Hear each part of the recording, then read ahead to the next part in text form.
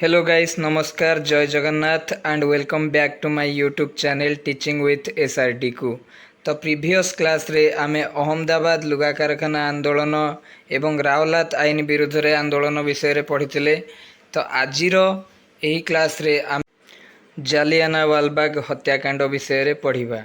तो समग्र देश रे रावलात आईन विरोधी आंदोलन चलीथिबा समय रे 1919 एप्रिल 10 तारिख रे अमृतसर ठारे दुईटी स्थानीय नेता डॉक्टर सत्यपाल और डॉक्टर सैफुद्दीन किचलू गिरफ फल आंदोलन एक हिंसात्मक रूप धारण कला। तो कौन होता ना जितेबाला रावलात आईन विरोधी आंदोलन चलीथिला सेतेबेले समय रे 1919 एप्रिल 10 तारिख रे कौन होता ना अमृतसर ठारे दुई स्थानीय नेता डॉक्टर सत्यपाल और डॉक्टर सैफुद्दीन किचलू से दी जन कौन करथिले ना गिरफ करथिले। तांको गिरफ फल कौन होता ना आंदोलन एक हिंसात्मक रूप धारण कर देथिला। जनप्रिय नेताद्वयଙ୍କ गिरफर प्रतिवाद करने तथा बैशाखी उत्सव पालन करने अमृतसर जालियानावालाबाग ठारे 1919 एप्रिल 13 रे बहु संख्यक लोक एक साधारण सभार एकत्र होइथिले। तो कौन होता ना जितेबाला से जनप्रिय नेताद्वय गिरफ हो जाते तो तांको माने गिरफर प्रतिवाद आउ बैशाखी उत्सव पालन करने कौन करथिले ना अमृतसर जालियानावालाबाग ठारे कौन करथिले ना 1919 एटा आपनकर इम्पोर्टेंट क्वेश्चन हो पारिबो। तो 1919 एप्रिल 13 रे बहु संख्यक लोक एक साधारण सभार एकत्र होइथिले। सहर रे सभा समिति करा जिबा उपरे सरकारक द्वारा पूर्वदिन घोषित निषेधाज्ञा संबंध रे साधारण जनता अवगत नथिले। तो इंग्रेज सरकार कौन करथिले ना सभा पूर्वदिन गोटे निषेधाज्ञा घोषित करथिले जहा फल कि सेमाने कहिथिले जे सहर रे कौनसी सभा समिति करा जाई पारिबो नाही। तो ए विषय रे साधारण जनता अवगत नथिले।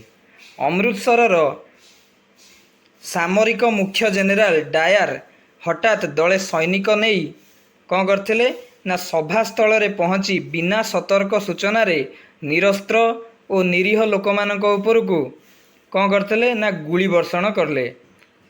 तो सेतेबेले समय रे सामरिक मुख्य किए थिले ना सामरिक मुख्य थिले जेनेराल डायर। तो जेनेराल डायर कौन करथिले ना हठात कौन करथिले तांको सैन्य मानकू नेकी कौन करथिले ना बिना सतर्क सूचना रे से जो निरस्त्र निरीह लोक माने थिले तांको उपरकू गुली वर्षण करथिले। जालियानावालाबाग एकमात्र प्रवेश तथा प्रस्थान पथ सैन्य मानक द्वारा आबद्ध होइतिबारु लोक माने बाहर को जाई परिले नाही। तो जालियानावालाबाग गोटे एमिति स्थान थिला जेउठी कि प्रवेश आ प्रस्थान पई मात्र गोटिए द्वार थिला। तो जेतेबेले से द्वार जेतेबेले सैन्य मानक द्वारा आबद्ध हो गला तो सेतेबेले आउ साधारण लोक से जगार आउ बाहर को जाई परिले नाही। फल रे अनेक लोक प्राण हराइले बा आहत हेले जहा फल कि कौन होता ना अनेक लोक तांकर प्राण हराइथिले एवं बहु संख्यक लोक कौन होते ना आहत मध्य होइथिले। सरकारी हिसाब अनुଯାयी मृतकों संख्या 379 और आहतों संख्या 1200 होइथिबा बेले गांधीजी निर्देश रे होइथिबा तदंत अनुଯାयी यही संख्या यथाक्रमे 1200 और 36 थिला।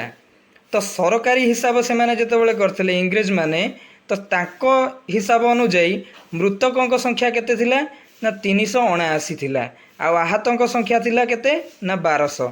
जेतेबेले कि महात्मा गांधी निजे जाइकी जेतेबेले तदंत करथिले सीए जानिले कौन ना मृतकों संख्या होउची 1200 आउ आहतों संख्या होउची 36। यही घटनाटी जालियानावालाबाग हत्याकांड भाव में ख्यात। जनसाधारण अहिंसा आंदोलन बा सत्याग्रह पई से पर्यंत संपूर्ण रूपे समर्थ होई नथिबा उपलब्धि करी गांधीजी 1919 एप्रिल 18 रे इम्पोर्टेंट 1919 एप्रिल 18 रे रावलात आईन विरोधी आंदोलन प्रत्याहार करथिले किंतु सरकार द्वारा रावलात आईन प्रत्याहृत होई नथिला।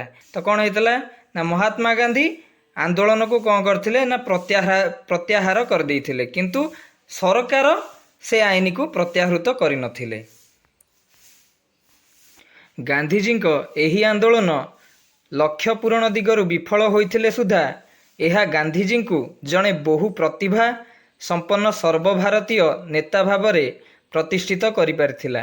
ଜାଲିଆନାୱାଲାବାଗ ହତ୍ୟାକାଣ୍ଡର ବର୍ବରୋଚିତ କାର୍ଯ୍ୟ ସାରା ବିଶ୍ୱକୁ ଚକିତ କରିଥିଲା।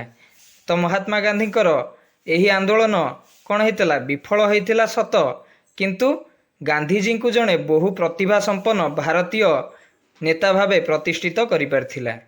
ଜାଲିଆନାୱାଲାବାଗ ହତ୍ୟାକାଣ୍ଡର ଏଇ ଯେଉଁ ବର୍ବରୋଚିତ କାର୍ଯ୍ୟ ସାରା ବିଶ୍ୱକୁ କ'ଣ କରିଥିଲା ନା ଚକିତ କରିଥିଲା। ଅମୃତସର ଘଟଣା ପରେ ପଞ୍ଜାବରେ ସାମରିକ ଆଇନ ଘୋଷିତ ହେଲା ଏବଂ ଏଠାକାର ଜନତା ଅକଥନୀୟ ଅତ୍ୟାଚାରର ସମ୍ମୁଖୀନ ହେଲେ। ତ କ'ଣ ହେଲା ନା ଅମୃତସର ଘଟଣା ଯେତେବେଳେ ଘଟିଗଲା ତ ତାପରେ କ'ଣ ହେଲା ନା ପଞ୍ଜାବରେ ସାମରିକ ଆଇନ ଘୋଷିତ ହୋଇଥିଲା। ତ ସାମରିକ ଆଇନ ଘୋଷିତ ହେଲା ଏବଂ ଏଠାକାର ଜନତା କ'ଣ କଲେ ନା ଅକଥନୀୟ ଅତ୍ୟାଚାରର ସମ୍ମୁଖୀନ ହେଲେ। ଏହି ଘଟଣା ପ୍ରଚାରିତ ହେବା ଫଳରେ ସମଗ୍ର ଦେଶରେ ଆତଙ୍କର ବାତାବରଣ ଖେଳିଗଲା। ଅତ୍ୟନ୍ତ ଘୃଣାର ସହିତ ଗାନ୍ଧିଜୀ ବ୍ୟକ୍ତ କଲେ କୌଣସି ପ୍ରକାରରେ ଭାରତୀୟମାନେ ସରକାରଙ୍କ ପୈଶାଚିକ ପ୍ରବୃତ୍ତିକୁ ଗ୍ରହଣ କରିବା ପାପ। ତ ଗାନ୍ଧିଜୀ କ'ଣ କହିଥିଲେ ନା କୌଣସି ପ୍ରକାରରେ ଭାରତୀୟମାନେ ସରକାରଙ୍କର ପୈଶାଚିକ ପ୍ରବୃତ୍ତିକୁ ଗ୍ରହଣ କରିବା ପାପ। ଏକ ନୂତନ ରାଜନୈତିକ ଆନ୍ଦୋଳନରେ ଝାସ ଦେବା ପାଇଁ ମହାତ୍ମା ଗାନ୍ଧୀ ଦେଶବାସୀଙ୍କୁ ଡାକରା ଦେଲେ। ତାପରେ କ'ଣ କରିଥିଲେ? ମହାତ୍ମା ଗାନ୍ଧୀ ଏକ ନୂତନ ରାଜନୈତିକ ଆନ୍ଦୋଳନରେ ଝାସ ଦେବା ପାଇଁ କି ଦେଶବାସୀଙ୍କୁ ଡାକରା ଦେଇଥିଲେ। ଇଂରେଜ ସରକାରଙ୍କ ବର୍ବରୋଚିତ କାର୍ଯ୍ୟର ପ୍ରତିବାଦ ସ୍ୱରୂପ ବିଶ୍ୱକବି ରବୀନ୍ଦ୍ରନାଥ ଠାକୁର, ତ ଏଇଟା ଆପଣଙ୍କର ଇମ୍ପୋର୍ଟାଣ୍ଟ କ୍ୱେଶ୍ଚିନ୍, ତ କିଏ? ବିଶ୍ୱକବି ରବୀନ୍ଦ୍ରନାଥ ଠାକୁର ତାଙ୍କର ନାଇଟ୍ ପଦ ଓ ଗାନ୍ଧିଜୀ ତାଙ୍କର କାଇଜର ଇ ହିନ୍ଦ ଉପାଧି କ'ଣ କରିଥିଲେ ନା ତ୍ୟାଗ କରିଥିଲେ।